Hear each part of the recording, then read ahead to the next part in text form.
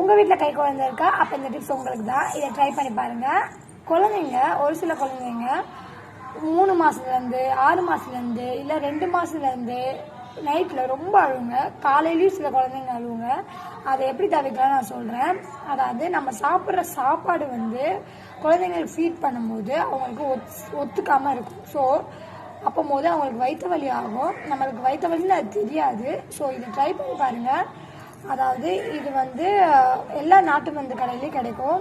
பேர் சொல்லாத மருந்து இல்லை வசம்புன்னு சொல்லுவாங்க. இதை பேர் சொல்லக்கூடாது சொல்கிறது தான் பேர் சொல்ல மருந்து சொல்லுவாங்க. முதல்ல இந்த பேர் சொல்ல மருந்தை இப்படி ஹீட் பண்ணிக்கோங்க.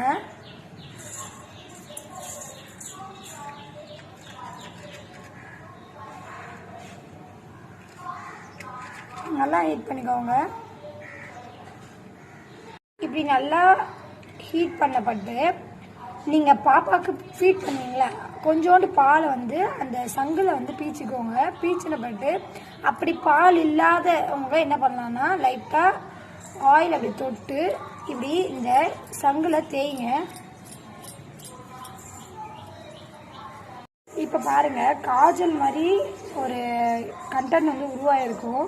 இது எடுத்து பாப்பா வயிற்றில் தடவிவாங்க. வயிற்று வலியாக இருந்தால் ஸ்டாப் ஆகிடும். ட்ரை பண்ணி பாருங்கள். பிடிச்சிருந்தா லைக் பண்ணுங்கள்.